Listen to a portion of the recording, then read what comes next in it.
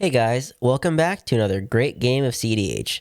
Sorry about not having a video for last week, but today we are playing some of the new commanders from the new set, Kamigawa Neon Dynasty. Also, this was recorded before the official set release, so a few of the players used Moxfield. Let us know in the comments if you mind us using it. Also, if you're interested in playing with us, hop on our Discord. We have an ever-growing community and we'll love to talk MTG or whatever strikes our fancy. And another benefit is we often let people know when we play and would love to meet some new people.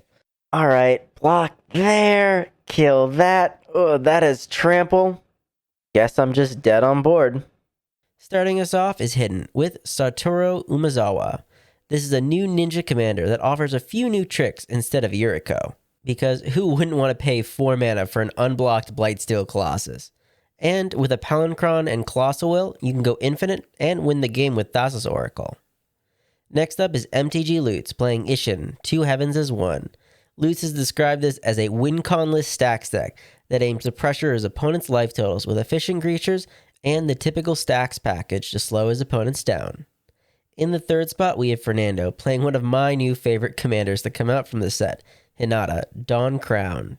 This is a tough, rumbling 4/4 flyer with trample, and has the unique ability to reduce casting costs for its pilot, while simultaneously increasing the casting costs for his opponents. This is an Underworld Breach-style storm deck that uses its cost deduction ability to create extra advantage by cost-reducing cards such as Brain Freeze and Savine's Reclamation. And bringing up the rear, we have Jimmy piloting Hidetsugu, Devouring Chaos.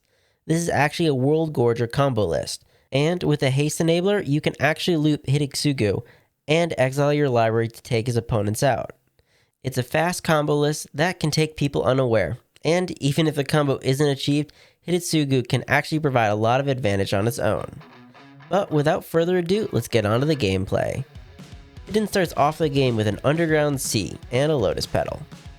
Lutz has quite the turn 1 as he cracks a Polluted Delta for a Scrublands.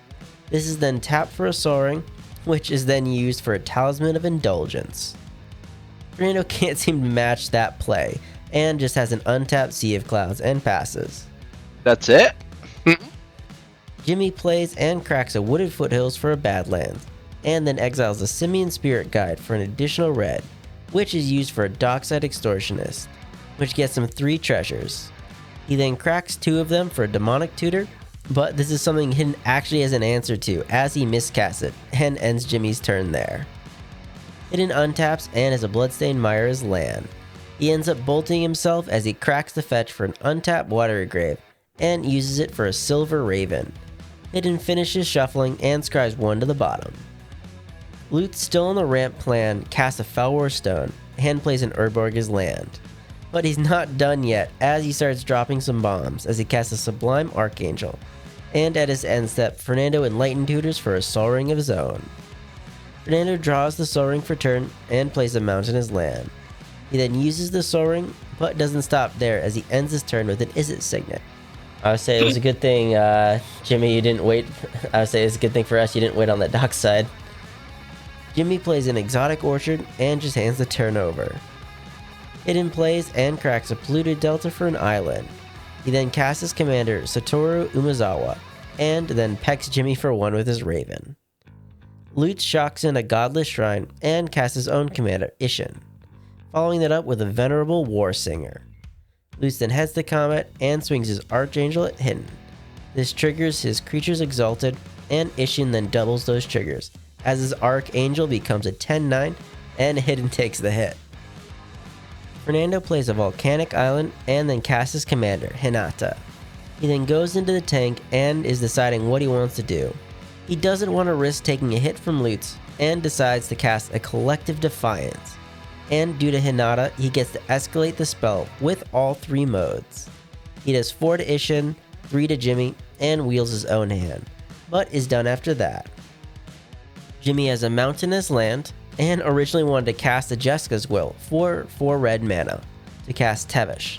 But we then realized that Jessica's Will actually costs 4 mana due to Hinata, and instead he taps 2 for a Young Pyromancer.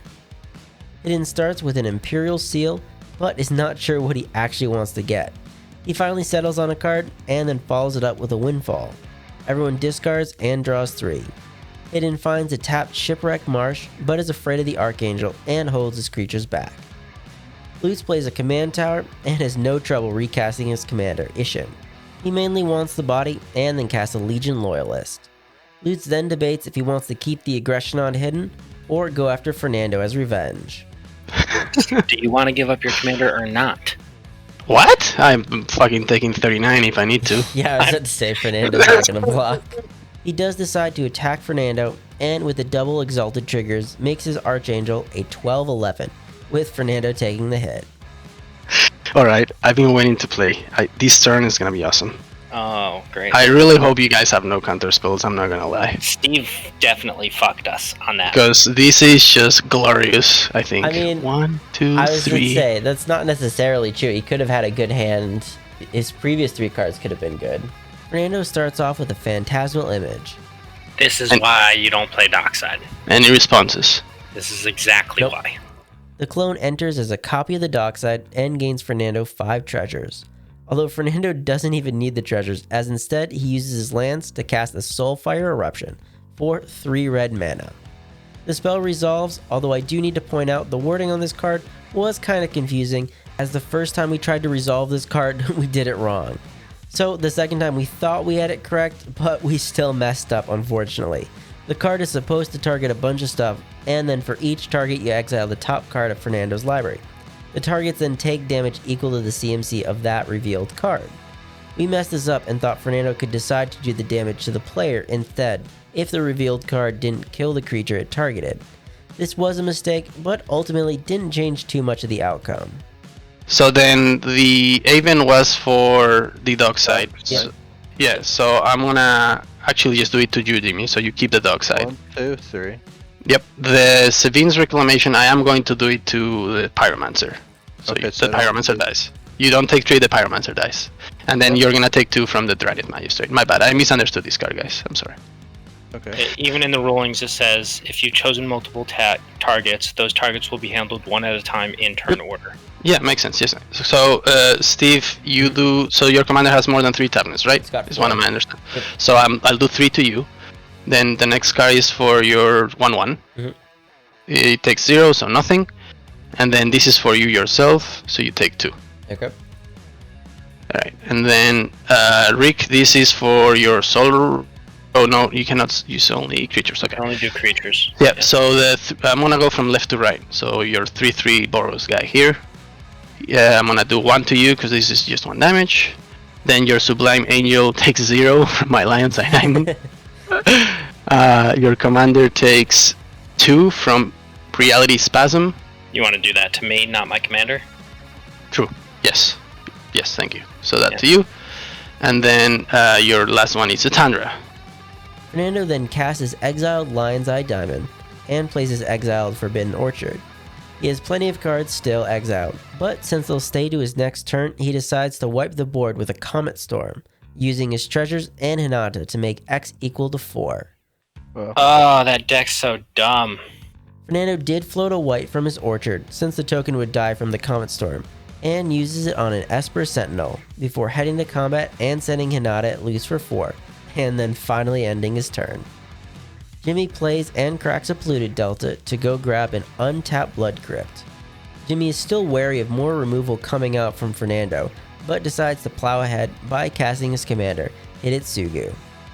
Hidden has a tapped Fetid Pool as land and cast the Ingenious Infiltrator, which actually was the card he had tutored for the turn earlier. Lutz untaps and laments he's a turn too late as he casts a Churnosphere, paying an extra to prevent Fernando from drawing off his Esper Sentinel. He then plays a Badlands and hands the turn over. Fernando plays his exiled Tundra's land and pays 3 for his exiled Sevin's Reclamation to bring back his Mana Crypt from his graveyard. Another 3 gets him an exiled Aven Mind Sensor, and another 3 gets him an exiled Dranith Magistrate. This time he gives Rick a 1/1 from the Orchard. Fernando then ends with combat and sends Hinata at Jimmy, with the clone Dockside going at Lutz.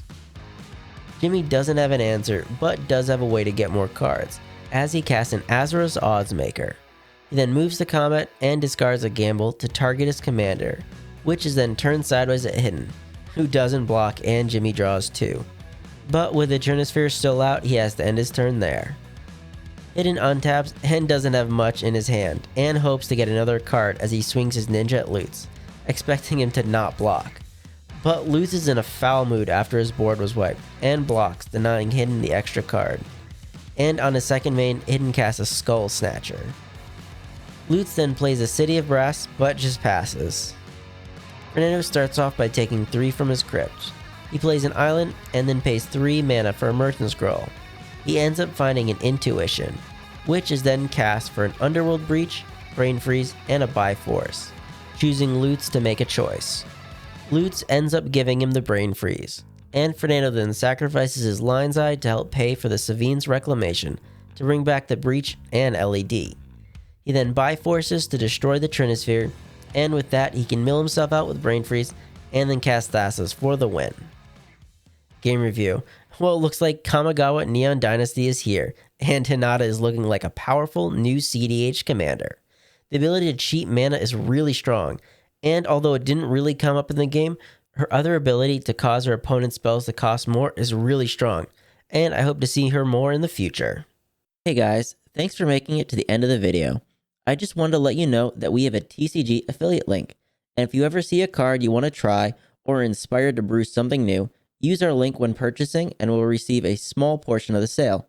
This is a great way to support the channel, and if you enjoyed the gameplay, please leave a like and subscribe, as it really helps us keep making videos. And remember, never give up, even if you're dead on board. I'll see you guys later.